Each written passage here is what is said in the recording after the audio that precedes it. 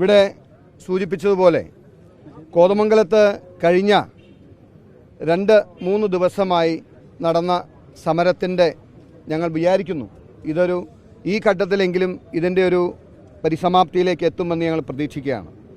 കാരണം ഇന്ന് കോതമംഗലത്തെ മാത്രമല്ല കേരളത്തിലെ മുഴുവൻ വനയോര മലയോര മേഖലയിലെ കർഷകൻ്റെ ഏറ്റവും വലിയ വേദനിക്കുന്ന നീറുന്ന പ്രശ്നം ഉണ്ടായപ്പോഴാണ് ഒരു മരണത്തിൻ്റെ മുമ്പിൽ ഞങ്ങൾ ആ വിഷയം ഏറ്റെടുക്കുകയും ജനങ്ങളുടെ വൈകാരികമായിട്ടുള്ള ഒരു വിസ്ഫോടനത്തെ ഏറ്റെടുത്ത് ഞങ്ങൾ തെരുവിലേക്ക് ഇറങ്ങിയത്. അതിൽ ഞങ്ങൾ രാഷ്ട്രീയം നോക്കാതെ, ജാതി നോക്കാതെ, മതം നോക്കാതെ എല്ലാവരെയും, ഇവിടുത്തെ ഭരണപക്ഷ പാർട്ടിയുടെ MLA അടക്കം ഞങ്ങൾ അതിലേക്ക് പറഞ്ഞ് പൊതുവികാരമാണ്, പൊതു വിഷയമാണ് എന്ന് പറഞ്ഞ് അവരെല്ലാം ഇൻവൈറ്റ് ചെയ്ത് കൊണ്ടുവന്ന ഒരു പ്രതിഷേധ സമരത്തോട് കേരള സർക്കാർ എങ്ങനെയാണ് അതിനെ നേരിട്ടത് എന്ന കാഴ്ചയാണ് നിങ്ങൾ കഴിഞ്ഞ ദിവസങ്ങളിൽ, ഈ കഴിഞ്ഞ മണിക്കൂറുകളിലും ഇവിടെ കണ്ടത്.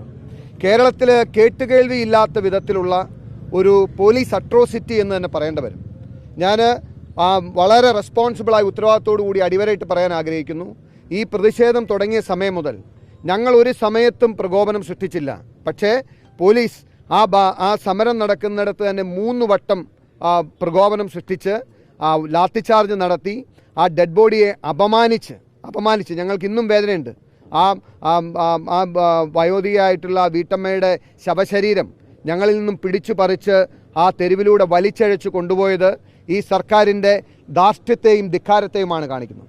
അതിന് പിന്നാലെ കോൺഗ്രസ് നേതാക്കന്മാരെ ഒന്നിനു പിറകെ ഒന്നായി വേട്ടയാടാനുള്ള പരിശ്രമമായി.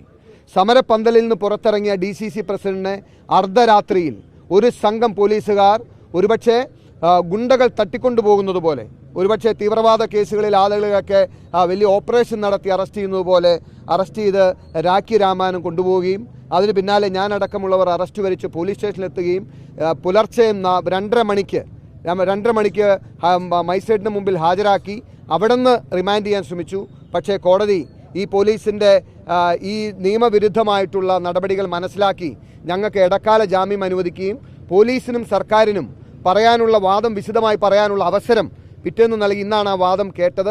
2 കേസുകൾ ഞങ്ങൾക്ക് സമയം അനുവദിച്ച് ഇന്ന് പോലീസിനും സർക്കാരിനും പറയാവുന്ന എല്ലാ കാര്യങ്ങളും ഞങ്ങൾക്കെതിരായിട്ട് ബഹുമാനപ്പെട്ട DCC അധ്യക്ഷനെതിരെ 58 കേസുകൾ നിലവിലുണ്ട് എന്നും സ്ഥിരം കുറ്റവാളിയാണെന്നും സ്ഥിരം പ്രശ്നങ്ങൾ ഉണ്ടാക്കുന്ന ആളാണെന്നും അടക്കം പറയാൻ കഴിയുന്ന എല്ലാ ആക്ഷേപങ്ങളും പറഞ്ഞിട്ടും കോടതി എനിക്കെതിരെ 6-7 കേസ് എൻ്റെ പേരിലുണ്ട് എന്നും ഞങ്ങൾ 2 പേരും നിരന്തരം പ്രശ്നം സൃഷ്ടിക്കുകയാണെന്നും പ്രശ്നം സൃഷ്ടിക്കാൻ വേണ്ടി മാത്രം ചെയ്തതാണെന്ന് അടക്കമുള്ള എല്ലാ വാദങ്ങളും ഉന്നയിച്ചിട്ടും കോടതി ഞങ്ങൾക്ക് ജാമ്യം തന്നു. ആ ജാമ്യം തന്ന കാര്യം ഞങ്ങൾ പുറത്തു വന്ന് നിങ്ങളെ അറിയിച്ചതിന് ശേഷം ബെയിൽ ഒപ്പിടുന്നതിന് വേണ്ടി കോടതിയിലേക്ക് പോകുമ്പോഴാണ് ബലമായി DCC പ്രസിഡന്റിനെ വീണ്ടും പിടിച്ചുകൊണ്ടുപോകാനുള്ള പരിശ്രമം നിങ്ങളെല്ലാവരും കണ്ടാണ്.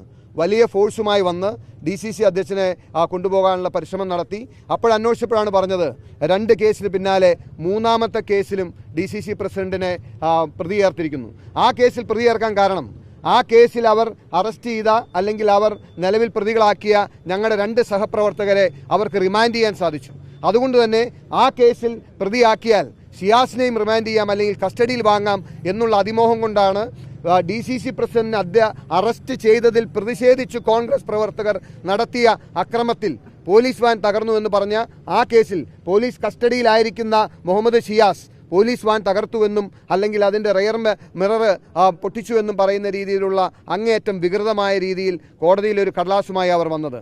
ആ കേസിൽ പ്രതി ചേർക്കാൻ ശ്രമിക്കുന്നു എന്ന് പറഞ്ഞപ്പോഴാണ് ഞങ്ങൾക്ക് ഉച്ചയ്ക്ക് അടിയന്തരമായി യുദ്ധകാലാടിസ്ഥാനത്തിൽ ഞങ്ങൾ ഹൈക്കോടതിയിൽ ഹർജി ഫയൽ ചെയ്യുകയും ആ ഹർജി ഇന്നത്തെ സാഹചര്യത്തിൽ കോടതിയിൽ നിന്ന് പോലും പൊതുപ്രവർത്തകരെ പോലീസ് കസ്റ്റഡിയിലെടുത്ത് കൊണ്ടുപോകാൻ ശ്രമിക്കുന്ന ഒരു വലിയ സംഘർഷഭരിതമായ അന്തരീക്ഷം കോതമംഗലത്ത് നിലനിൽക്കുന്നുവെന്നും MLAയും DCC പ്രസിഡന്റും അടക്കമുള്ള പൊതുപ്രവർത്തകർ കോടതി വളപ്പിൽ ഒരുപക്ഷെ സുരക്ഷയില്ലാതെ നിൽക്കുന്ന സാഹചര്യമാണെന്നും ഏത് സമയത്തും അവർ അറസ്റ്റ് ചെയ്യപ്പെടാമെന്നും അതുകൊണ്ട് കോടതി പ്രത്യേകമായി ഈ കേസ് പരിഗണിക്കണമെന്ന് അഭ്യർത്ഥിച്ചപ്പോൾ ബഹുമാനപ്പെട്ട ഹൈക്കോടതി 4 മണിക്ക് ഈ കേസ് കേൾക്കുന്നതിന് വേണ്ടി പ്രത്യേക സിറ്റിംഗ് നടത്തി.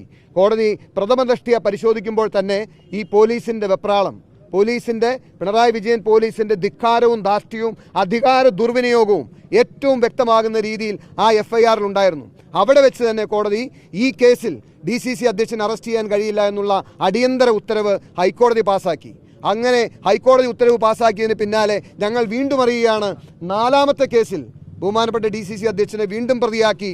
ആ കാരണം പോലീസ് ഇവിടെ നിന്ന് വെല്ലുവിളിച്ച് പറയുന്നുണ്ടായിരുന്നു, ഇന്ന് ഞങ്ങൾ കൊണ്ടുപോകാൻ ശേഷിയുണ്ടെങ്കിൽ കൊണ്ടുപോകാൻ ഞങ്ങളും പറഞ്ഞു. അങ്ങനെ പോലീസ് വെല്ലുവിളി കോടതിക്ക് മുന്നിൽ വെച്ച്, കോടതി വളപ്പിൽ വെച്ച് ഞാൻ കൊണ്ടുപോയിരിക്കുമെന്ന് ഈ DCC പ്രസിഡന്റിനെ ചൂണ്ടിക്കാണിച്ചാണ്. ഞങ്ങൾ അഭിമാനത്തോടുകൂടി പറയുന്നു, ഈ നീതിപീഠത്തിന് മുമ്പിൽ, നിയമത്തിന് മുമ്പിലാണ് ഞങ്ങൾ വിജയിച്ചത്.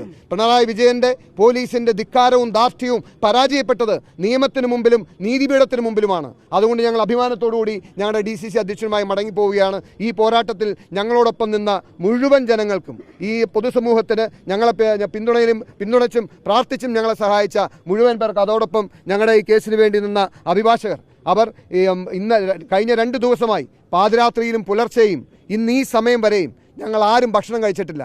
ഈ പോരാട്ടത്തിൻ്റെ പാതയിലായിരുന്നു ഞങ്ങൾ. പ്രതികളാക്കിയപ്പെട്ടവർ മാത്രമല്ല, ഈ കോടതിയിൽ നിന്ന ഒരു കോൺഗ്രസ് പ്രവർത്തകരും ഭക്ഷണം കഴിച്ചിട്ടില്ല, ആരും പിരിഞ്ഞു പോയിട്ടില്ല. അത്ര വൈകാരികമായ ഒരു പ്രശ്നമായിരുന്നു. അതിൽ ഞങ്ങൾക്ക് ഈ സമയത്തെങ്കിലും അന്തിമമായ വിജയം ഉണ്ടായിട്ടുണ്ട് എന്ന് ഞങ്ങൾ പ്രതീക്ഷിക്കുന്നു. ഇനിയും ഈ പിണറായി വിജയൻ പോലീസിൻ്റെ ഭാഗത്തു നിന്നും എന്ത് ജനവിരുദ്ധ നടപടികളും ജനാധിപത്യ വിരുദ്ധ നടപടികളും ഞങ്ങൾ പ്രതീക്ഷിക്കുന്നുണ്ട്. ഞങ്ങൾ ഒരടി പിന്നോട്ട് പോകില്ല. ഞങ്ങൾ അഭ്യർത്ഥിക്കുന്ന ഒരേ ഒരു കാര്യം, ഈ ഫാസിസ്റ്റ് സർക്കാരിനെതിരെ ഞങ്ങൾ നടത്തുന്ന പോരാട്ടത്തിന് കേരളത്തിൻ്റെ പൊതുസമൂഹത്തിൻ്റെ പിന്തുണ വേണമെന്ന് മാത്രം തൊഴുകൈകളോട് അഭ്യർത്ഥിച്ചുകൊണ്ട് വീണ്ടും പോരാട്ട ഭൂമിയിലേക്ക് ഞങ്ങൾ മടങ്ങുന്നു. നന്ദി.